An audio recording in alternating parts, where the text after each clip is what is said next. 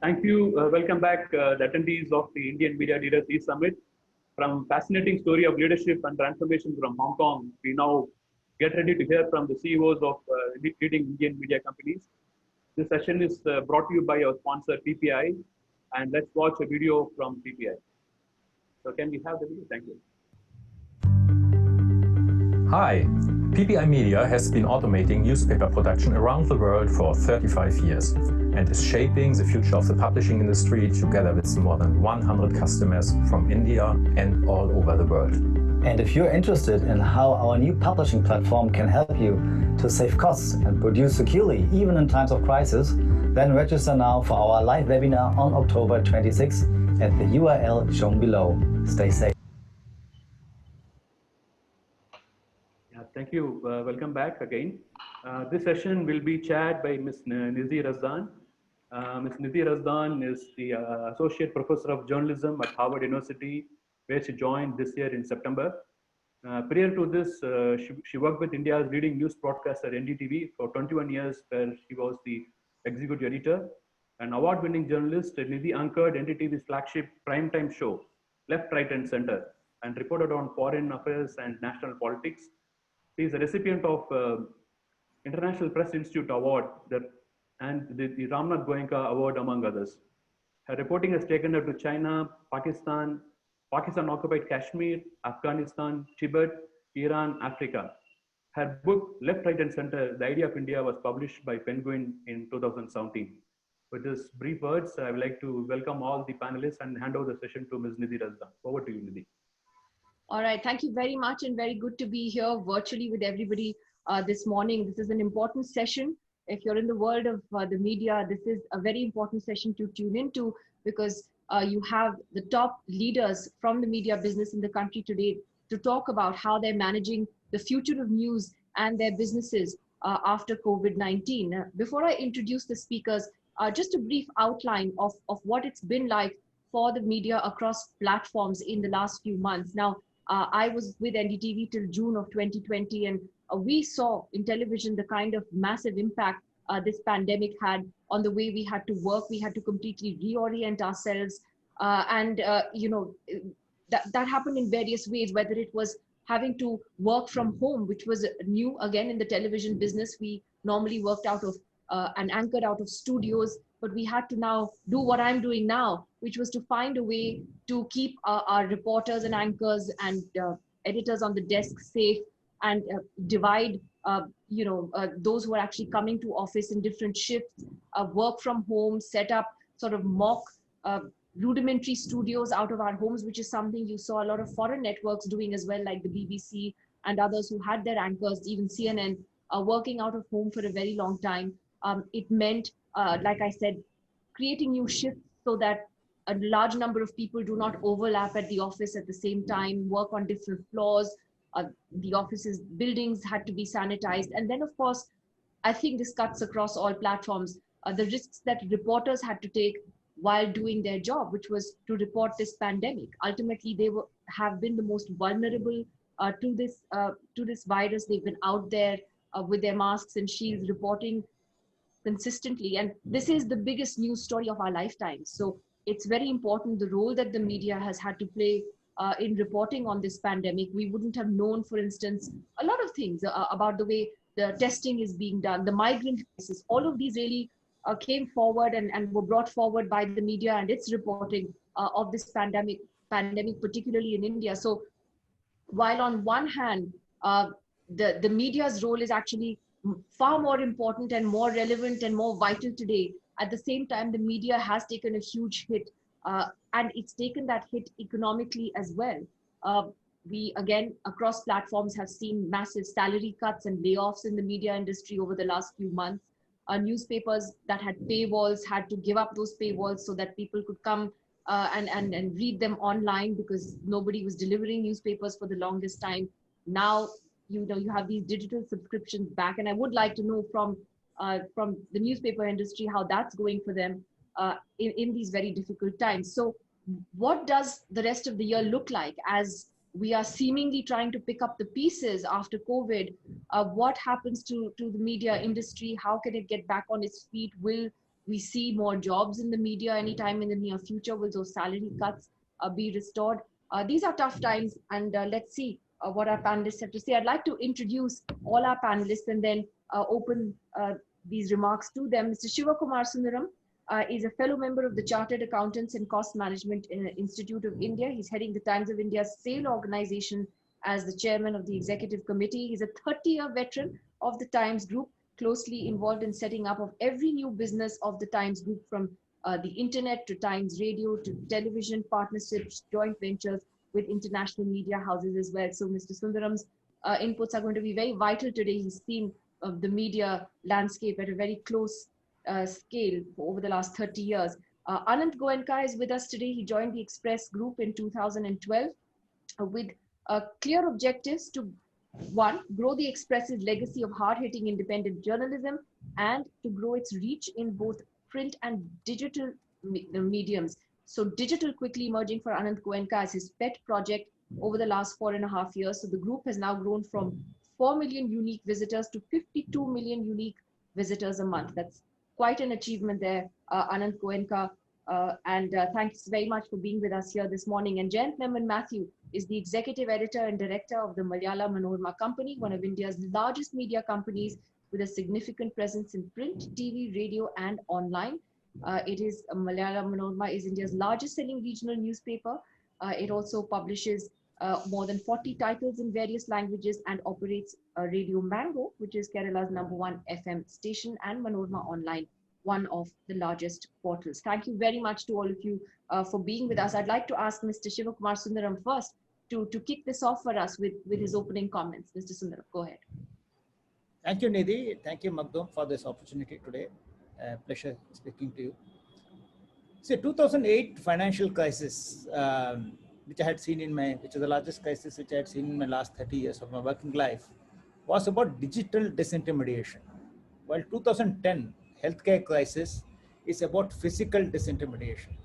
It's not only physical distancing, but physical disintermediation. So what I mean is, post 2008, right through Demon, anything which was digitally delivered, anything which can be digitally delivered was disintermediated. 2020 crisis is about supply chain of physical distribution getting disintermediated. Several intermediaries in the physical value chain would disappear going forward. So obviously a country-wide, largely distributed product in the physical space, like a newspaper, has had its challenges during the time of physical disruptions. So some of the changes would be permanent. And in March, as the lockdown was announced and everyone was caught by surprise, obviously there was a breakdown of the supply chain.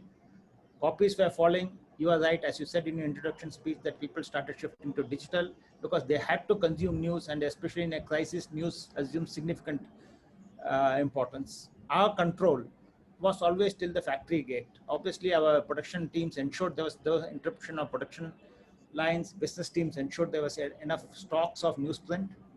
But an editorial colleagues, as you rightly said, quickly moved to this work from home, which became the new normal with the support of technology. The product was there, but the disruption in supply chain was outside our control, completely disrupted the whole thing. Yes, it is fashionable to talk about digital news evolution, but we are very clear that our DNA is print, and print is a strong morning habit. Therefore, value for us is print advertising revenue, and that has definitely taken a hit. So obviously the focus for us is to continue to get back the distribution. Yes, the distribution team rose to the challenge. We had to work with tirelessly in the market with the housing society to maintain supplies, to talk to the Resident Welfare Association. One of the other point is that lockdown was top down, but the opening up has to be bottom up. Each society, each each street, each town, each district, everybody, the question is the authority became completely decentralized. So we had to work at each levels. Then once the distribution reached a healthy number, our ad sales team took charge, stirred the pot, stimulating the consumers and advertisers, creating vibrancy for the product. And obviously a newspaper full of advertisement definitely signals the revival of the economy, return of the consumer confidence. So we did some lot of experiments. 1st August, 8th August, lot of offers made and worked with the editorial team, which came out with lot of relevant contextual content, lot of advertisement, which kind of started bringing back slowly some kind of confidence and revival of the advertising flow and the movement in consumer, because everybody is looking at each other during lockdown, who makes the first move. So broadly, these are some of the learnings. And the last point I will make, back to the original point I made, was that the physical distribution. As an industry, we have to come together. We have heard about the Farm Bill. It's also about the same thing. It's about disintermediating the physical value chain. Similarly, how as an industry, we come together to define our business and how we continue to distribute the physical product going forward is going to be, I think, one of the single largest determinant of our business model going forward. I rest my points here. All right, Mr. Sundaram, thanks very much. I made a note of a couple of things that you said, which I'd like to ask you follow-up questions on a little later. But Anand Goenka of the Indian Express, please go ahead with your opening comments. No, so I think, she was absolutely right. And, it was such an apocalyptic thing that happened. So, 10 days, suddenly all newspapers get stopped printing, stop getting distributed. It's a big, it's something that nobody could ever really dream of, right? And I just think the way we have recovered, the way the recovery certainly has started. There is, I feel, at least I can see in our company, there is certainly some light at the end of the tunnel. It was flickering, I think, until last month. Now it's a solid sort of light. And I think, distribution is picking up. There is a lot of education that the industry has gotten together to do about the fact that the disease doesn't spread through newspapers. And I think that's that's helped significantly. So I think we are well on our path to kind of going back to being solid, independent, financially relevant businesses.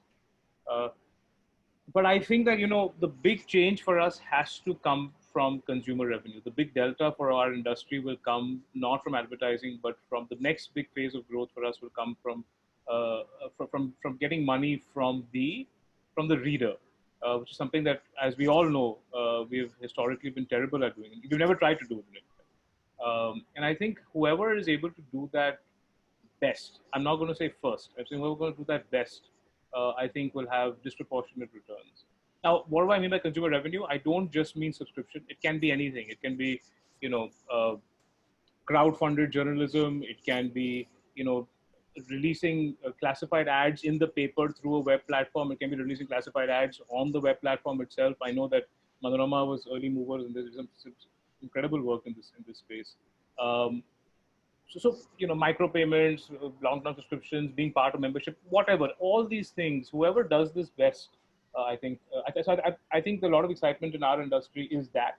I think what's always held us back going down this path is just how little we've had from a DNA perspective, how little we know about our consumers, whether it's in print or digital. We just never invested in getting to know them, and therefore monetizing them is so much harder for us than it is for anybody else, especially in the digital space. We compare to any of the digital players, it's so much easier for them to just sell anything, upsell, sell, just monetize their audience because they just know them so well.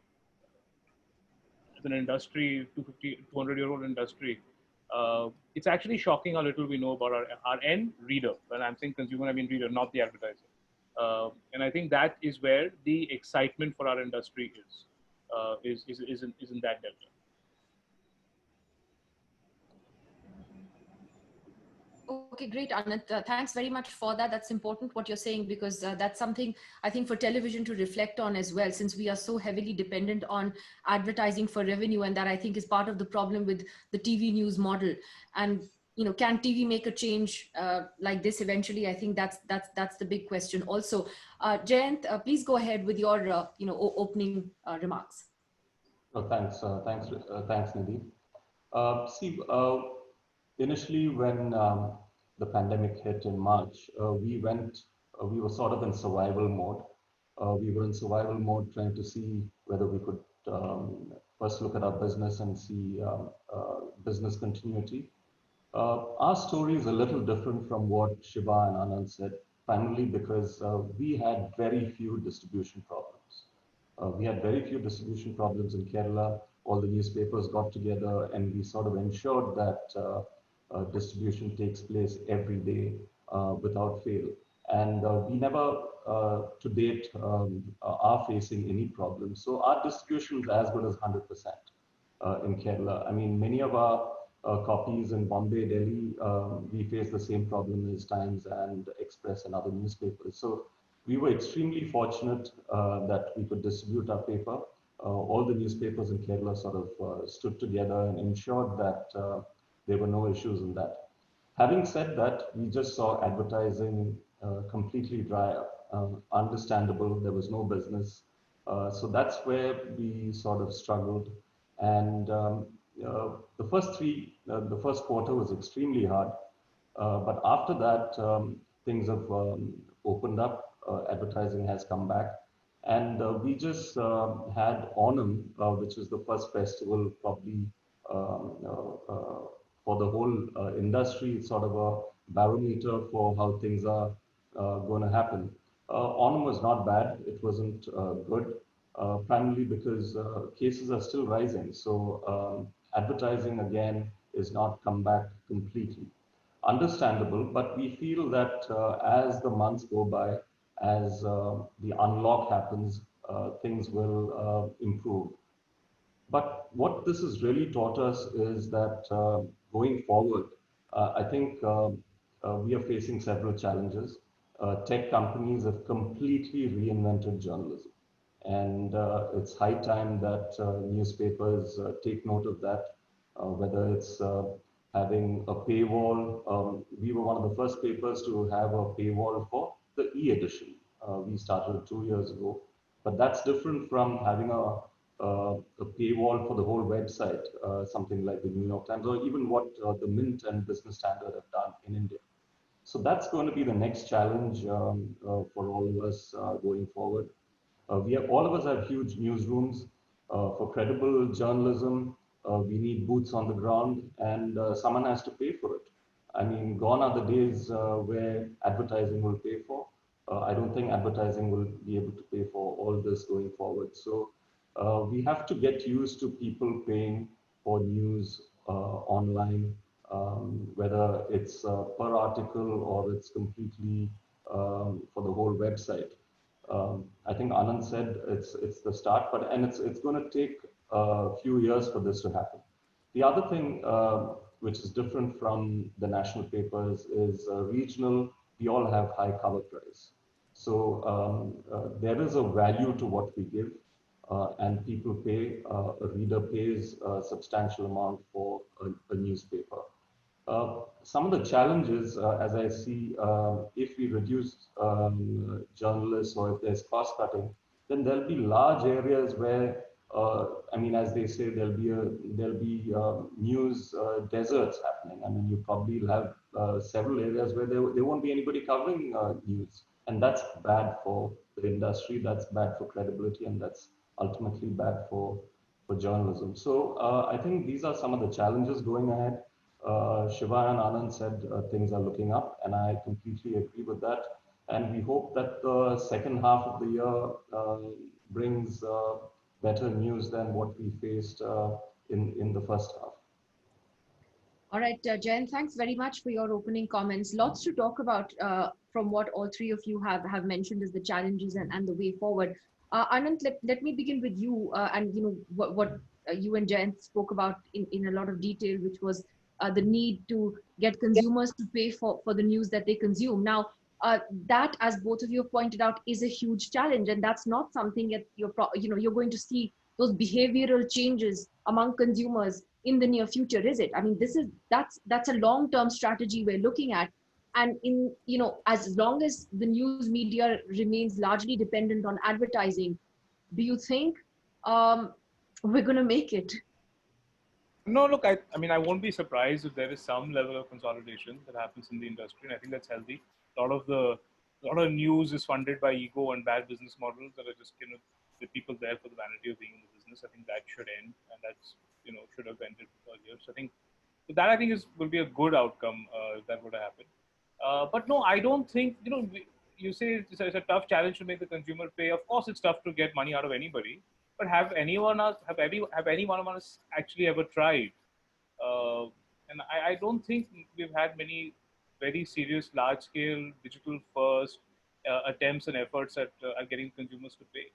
So and you know, all that behavioral change has the investment in making that behavior change has come from the people who can afford to invest in a behavior change, which is the entertainment. So whether it's something like Spotify or whether it is you know, people like your Netflix and Amazons and Z5s and, you know, the entertainment and the Hotstars, you know, I think that behavior shift has happened. I think it's just up to us now to acquire the skills and the mindset and the DNA to actually go and see what best you know, we can do with that behavior change. That is, I think, quite clearly well underway. Jayant, Also, I just want to add one thing, yeah, is that, you know, yeah. we had a big story last week and also big story today.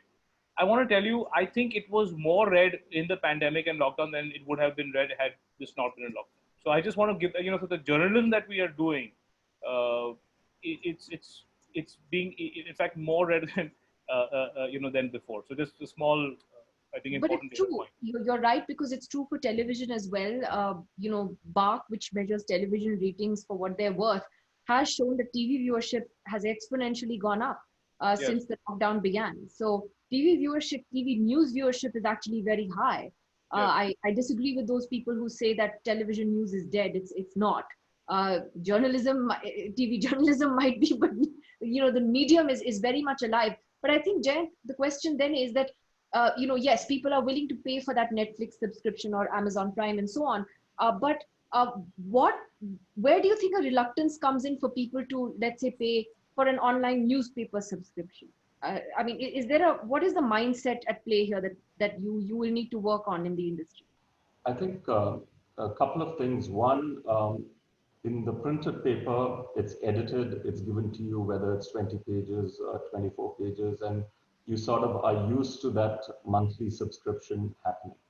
Um, it's a very different feeling when you get a newspaper, but when you go online, you've got so much of free news happening. Even our own site, what we give online is free. So then there's no value for that. But I think it's a paid site should have much more. A paid site should have more stories, much richer content, podcasts, small videos. I think you have to give lots more to the reader to make it worthwhile. And it's sort of online, it's sort of endless, right? I mean, you start reading, you can read for hours. But at the end of the day, I think people want. There are interests for people. I mean, if it's a great political story, if it's an investigative piece, you got to add value to that. In the paper, you might have half a page, but online, the options are endless. I mean, you can have a podcast on something. You can have deeper analysis. There's no newsprint cost there. So I think you have to give much more than what is there in the digital medium. Having said that, I think print, people still value that product. There is credibility. I mean, let me give you an example. New York Times still has 1 million print subscribers who pay $1,000 a year for the printed paper. So people value that. They pay only $35 a month for New York Times on the web, but they still pay $1,000 for the printed paper. So that value which you get on the newspaper, you got to give much more digitally. Mr. Sundaram, you'll be the right person to ask about these paywalls and how they work. I mean, you know, we did see, for instance, the Hindu going completely behind a paywall. I think the Business Standard has been doing that for a while. Is that the future? Okay, let me put it this way. See, experience and engagement define economics and economic value. So reader and readership is about value. And when the reader compares the value, what are the alternatives? Whether we like it or not, there's deluge of news. And today everything is news. So therefore, as platforms multiplied and format changed, obviously attention span of humans dropped. And attention span is, I believe, is less than 8 seconds than of a goldfish. So the consumer became least interested in hearing the news story and wanted to tell his or her story. And that's what the digital has enabled. So if we really look at digital media, it's about UGC and the customer's agenda, customer's news, whose agenda you are becoming a victim of. Yes, advertising is going to be challenging, no doubt about it. But there are limitations as to how much you extract from a consumer.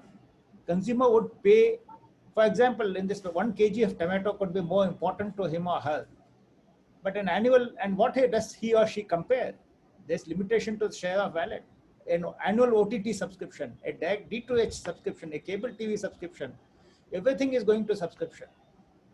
Whether it's Netflix, Apple, Amazon, everything is going to. So, yes, we need new revenue streams. Have we put our newspaper behind paywall? Yes, we have put it behind paywall. But we also need to see how we can repurpose the content, how we can repurpose the same content.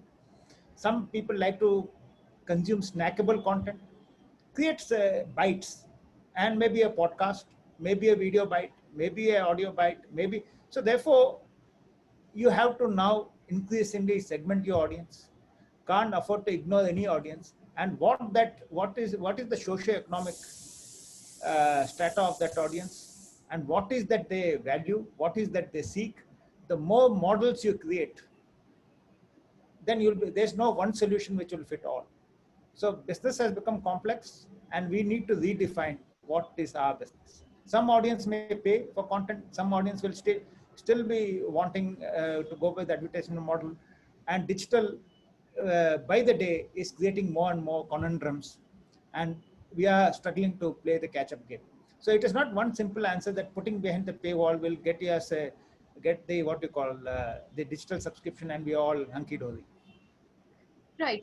There are some interesting questions, in fact, coming in from those who logged on to watch. And I thought this was a particularly interesting question by Neha Gupta. Anand, I'll take this to you first. Your thoughts on collaborative reporting between media organizations in India, and why it's not a viable option for us while it is in the West, especially now when we need to gather and share our resources as much as possible. Yeah. No, I think it's a good idea, and there's no good answer why it hasn't happened yet. I think you might see, things like these pandemic. I think like a pandemic might force stuff like this, innovative ideas like this, where they can pool resources in non-competing markets. I think it's a great idea. Jen, do you think that there is a future for collaborative reporting? I'm not really sure because, I think there's collaboration and distribution and things like that. But if I think reporting, you have to have your own identity, especially in a regional newspaper where hyper-local news is really important, and how you sort of stand for local issues and things like that. So I'm not really sure, but I think on a national level, we could probably explore that. So I had a question in terms of, what these changes post-pandemic mean for reporters. Now, Anand, I'll come back to you on this point. And I spoke about this in my introductory remarks, the kind of pay cuts, salary cuts, and layoffs that we saw in the media industry, which was so unfortunate because the media has been, as we've all said, the most vital, instrument in bringing the news to people. Now, how long do you think not just you specifically, but the media in general will be in this position where, you have to operate on these very low salaries at the moment? Do you see a revival anytime soon? And is there a danger? I think Jen alluded to that earlier, that you could end up having then gaps where you don't have those reporters to cover those stories, and that would be extremely unfortunate if that happened. Yeah, I mean, you're asking the toughest question to the youngest person on the panel with the least experience.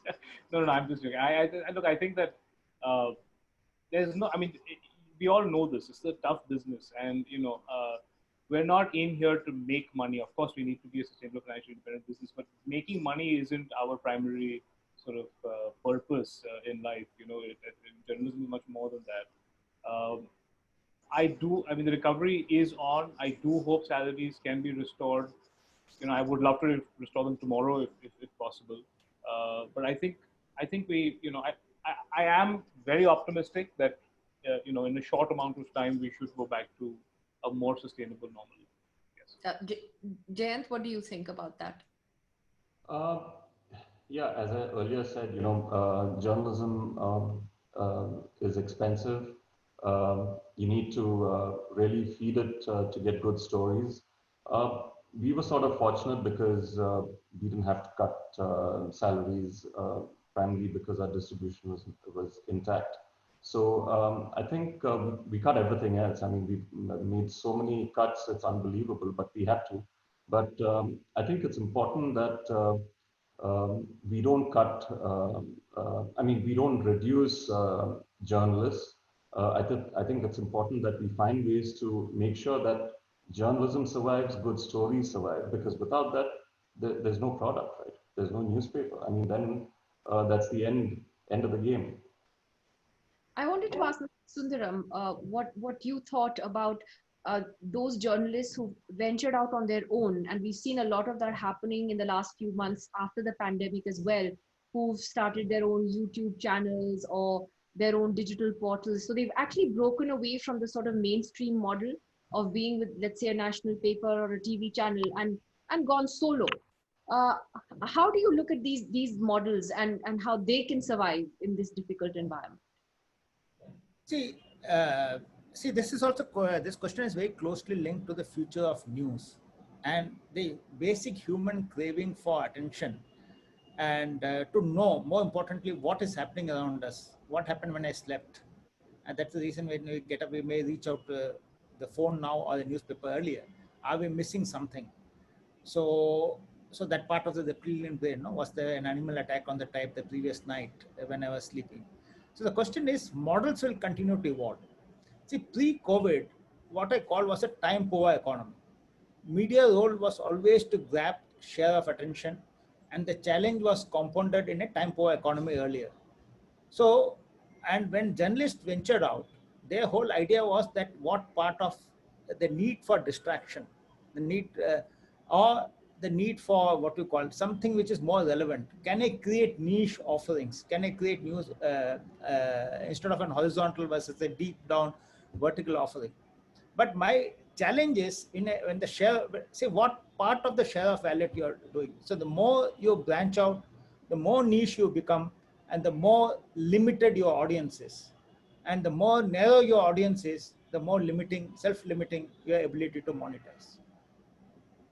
Okay. So you okay. That's interesting. And I hope, I wish all of them well, those who have ventured out independently. But let's see, how it goes for them. There's a question from Sandeep Kaul, and Anand, I'll take this back to you again, and I'd like all of you to please comment on this. That if one had to do crystal ball gazing in the post-COVID world, what would be the permanent structural changes that would be undergone in the business model? And I mean, one is the paywalls and subscriptions that we've talked about. What else, Anand? What do you see permanently changing? I think the one permanent change in our industry, something I think very profound that former editor of a Norwegian newspaper told me. So, this idea that we have to evolve, that the job of a reporter is no longer to write. The job of a reporter is evolved to being read.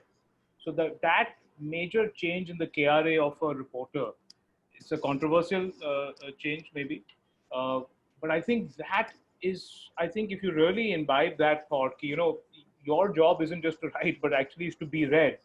I think it's a lot of structural changes follows with that.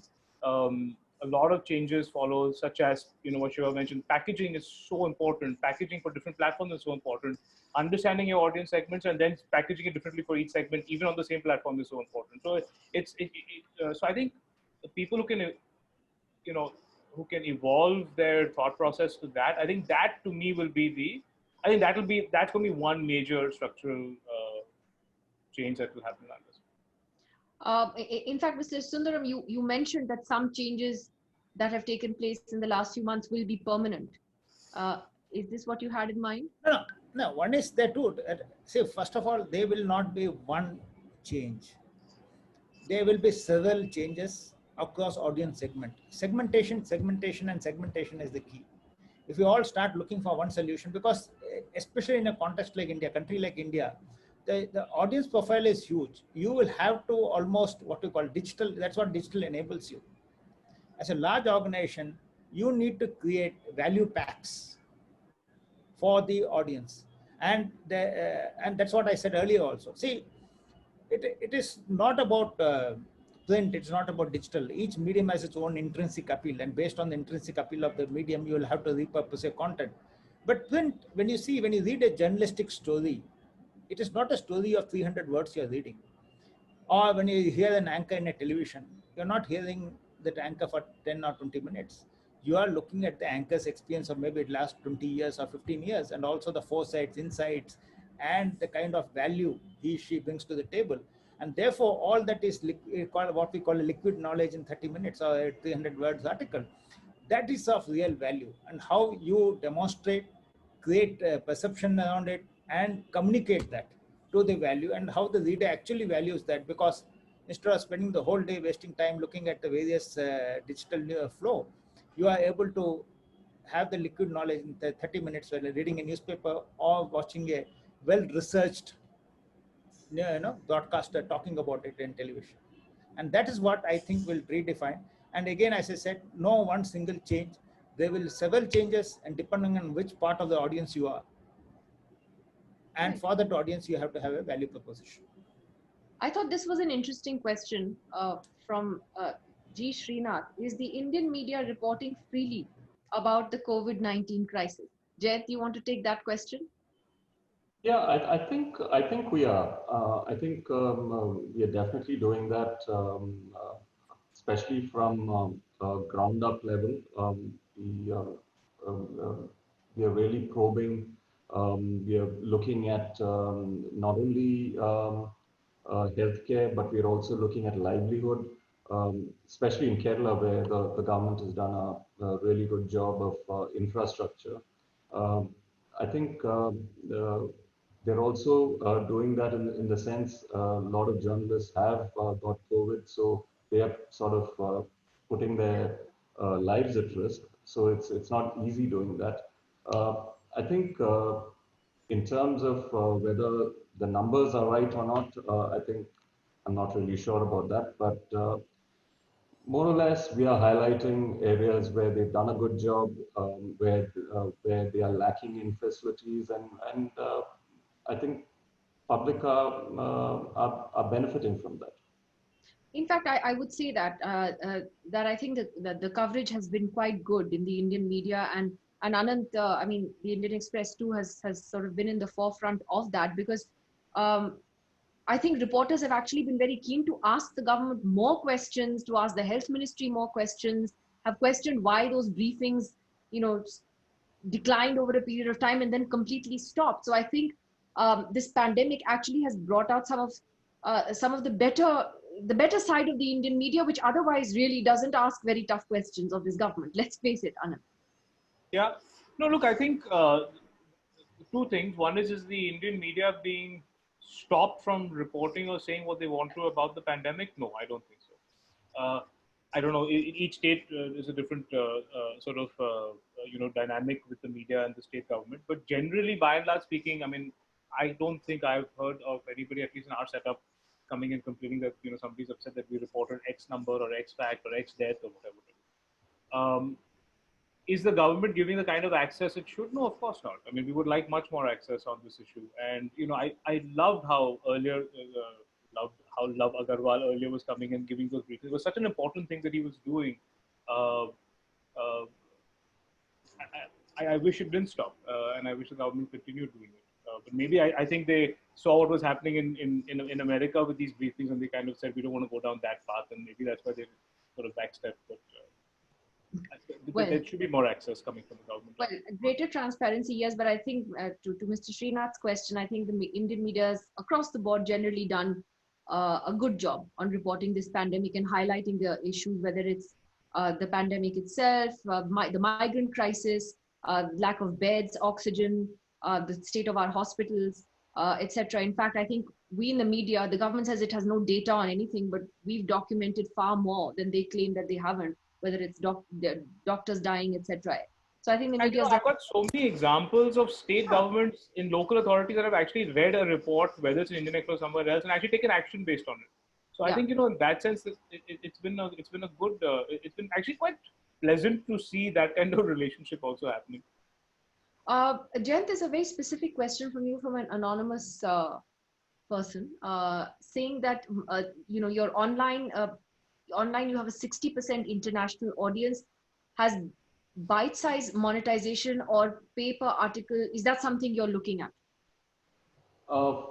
It's not, first of all, 60% is not international, most of it, so that is incorrect. We are looking at various models of monetization, but we haven't ruled anything out. So that could be something we might consider. Okay, something that you might consider. I'm just going to take one or two other questions and then ask you all for closing comments. Kaushik Das has asked, how do you sustain with the e-paper paywall model when there are a lot of digital platforms providing free news content? Mr. Sundaram? As I said, it is one of the several revenue models. So it's not about, I am not saying that the current model, because it's the only one, because obviously a digital paywall cannot sustain your large army of editorial force. It's not going to sustain your large army of the distribution workforce, nor your sales workforce, because digital doesn't have any of this. Therefore, it is just one of the many, and therefore cannot on its own sustain a huge army of a print organization which has been built for a print product. Someone's asked an interesting question here. Hassan has asked, as an industry, how will the newspaper media be attractive to young professionals? Anand, do you want to take that? Look, do you advise young people to join journalism today? Oh, 100%.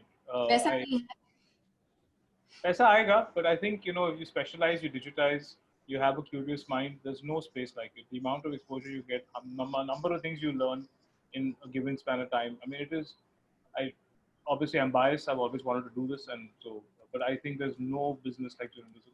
And I think it's a very interesting, challenging time for us, which really brings out a lot of innovation. And you've seen globally how the challenges played out. Really, again, the best of our stories are getting, I think more read now than they were even 8-9 months ago. They would have been read 8-9 months ago. So it's a great time to be a journalist. You just got to be patient about the money bit, maybe for the short term. But I think if you're good, and if you're good at being read, not just writing, I think there's disproportionate returns for that skill set and for that talent. Well, I'm going to reserve my comments on whether I would advise young people to join television in this day and age, but that's another webinar for another time. I want to take this question to Jayant. Where has that question gone? Considering this is from Manish Kumar Jain, who's asking that considering the onslaught of social media on conventional media platforms where everyone is a journalist, how interactive can conventional newspapers be? How can you engage readers on a regular basis? I think that's interesting because right now people do find that with social media platforms, they're able to do that, to comment. I mean, you do have comments on digital platforms also, but is there a way for newspapers online to be more interactive with their readers? Of course. I mean, I think one, you have to take up, everybody is a journalist now. Sort of Twitter sort of decides what's the next issue. But if you look at it from a local journalism point of view, there are lots of issues which people highlight. And it's important to engage with readers in the newspaper as well as online. I mean, you can have webinars, you can have roundtables, you can take readers' questions. There should be a constant dialogue. And I think it's important, and when that happens, I think it's important that you highlight who's the person who's raised it. I mean, many channels have looked at citizen journalism. All this works very well in the age of social media, but there are also people who sort of play havoc in social media, and I think that's important, and that's where journalists come in and make sure that that credibility is maintained. I mean, citizens obviously raise issues, they can take part in that, but we find that there are cases where a lot of mischief is played, but I think that's where reporters come, verify, and then some kind of partnership with the readers is extremely important. I just want to make a brief comment here on, because you're all from sort of the print space largely, but for television, I think there are a lot of changes that the way we work in television news, and we saw those changes in the last few months, and some of those might be here to stay, whether it is working more from home as much as possible. Like, again, this is not ideal, but I don't know whether in the newspaper industry, that was ever really a problem. I do know all my friends in the print media were not going to the office. So has the conventional newsroom, in a way, this is my final question to all of you, is the conventional newsroom now over for the time being? Are we going to see reporters, file their stories from home, meet sources as and when they have to? TV doesn't have that luxury. TV reporters are at the front line of this, and are at the most risk, the most susceptible. They undertake the most risks every day. But is the conventional newsroom dead? Jen, you first, and then I'll ask the other two. I think we have to be flexible. We have to adapt depending on the situation. I don't think conventional newsroom is completely dead. We have to make sure that editor can sit at home and make a page. We have to provide all technical facilities to make sure that happens. Reporters, as you said, TV journalists are on the front lines, but print journalists also, they can't just sit at home, and it can't be telephone-based journalism. I mean, you've got to get out and feel what's going on the ground once in a while. So it's important. I think, as I said, flexibility should be there. I mean, you need not come to the newsroom every day to do your work. You could do it remotely, and it's important that we provide that facility going forward. You can file your stories from the field. You could have a quick story conference also out in the field, and an editor can make a page sitting at home. We have to provide these facilities. Mr. Sundaram, what's ideation, the future of the news? yeah. No, so ideation cannot happen in vacuum.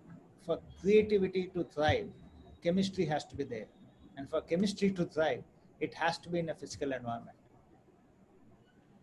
That's it. Yeah, I agree, because if I had to do editorial meetings virtually every day, I think my head would explode. Anand, last word to you. No, I think you're right. But the reality is that until it's safe, as best we can operate from safe places, we should. I think I really think this pandemic has shown what being a journalist is all about. That hungry journalist, that never say die attitude, all those things that we read about. We watched in sort of old movies about that spirit of journalism. I really seen that come out through COVID. I mean, I don't think a TV journalist is more on the front line than a print journalist, at least in our company. You have to be on the ground getting the story. You can't do it through the phone, as Jen said. And a lot of our journalists got infected with it. They risked their lives getting it. And they had impact, like literally overnight impact. There was one story about a particular colony of migrant workers that were kind of not getting food in a particular area. I mean, I won't get into the details because it takes too long. But literally, that story came out the next morning, and in 4 hours, there was, there was a sort of food deployed by the government there. So I think Jen's right. We'll have to adapt. We do what's best. Of course, we want to come and work together and idea together and have editorial meetings together. But the fact that we can't, I don't think that has so far come in the way. Surprisingly, I don't think that's come in the way of us producing good, solid journalism. Well, I didn't mean to say that, that print journalists are not at the forefront. I think television journalists, the difference is that we end up being exposed visually. You have to do an OB for everything, or be live on there from the spot for everything. Your exposure that way, is far greater. But I wish the majority of television journalism is now studio. Yeah, it's just it's sitting. No, not really. I think the pandemic has proved that it's not. That you're watching the anchors. Don't watch the anchors. I mean, yes. Unfortunately, there are some news channels who shall not be named. Mr. Sundaram is laughing. Who are very sort of studio anchor driven. Yes. But I would say this with a lot of pride for a channel like NDTV, where you still have a nightly news bulletin the way it used to be when we grew up, right? You had a, prime time news show with 20 stories, all showcasing the reporter's work. Yeah. So, and I think a lot of what these independent journalists are doing also is just getting out there.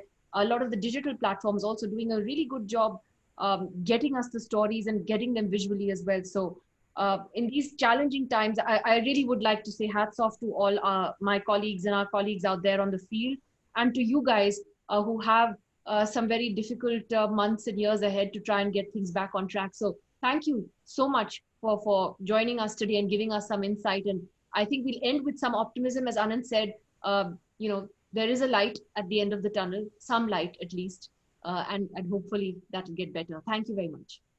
Thank you. Thank you very much. Thank you, Anand. Thank you, Jay. Thank you. Thanks, bro. Thanks, Jay. Thank you. Thank you all the panelists, and thank you, Nidhi, for this fantastic session. I think it was lively start to the Indian Media Literacy Summit. At the end of it, the message I get is that, the hope is not lost, and then, with optimism and enterprising spirit that we see today from our Indian publishers, like we only can look for better times ahead to see us soon. Thank you all panelists, and then with this we come to the end. Before I close, a couple of instructions for the attendees. The sessions are over now, the morning sessions. We'll resume again at 3 o'clock, and before that time, from now until 1 o'clock, we have a virtual exhibition open now, and please go take time to visit the virtual exhibition. And also we have a meeting hub where you can talk to other attendees participating here. One of the things we will miss is, like, some of the panelists mentioned, or physical proximity and interaction. So now this platform offers that facility to talk to some of the attendees who are online. So please go take time to check them out. And the session will be live again back at 3 o'clock India time. I look forward to the next session on advertising and then the revenue side of the business. Thank you all the panelists, and then we will sign off now, and thank you panelists.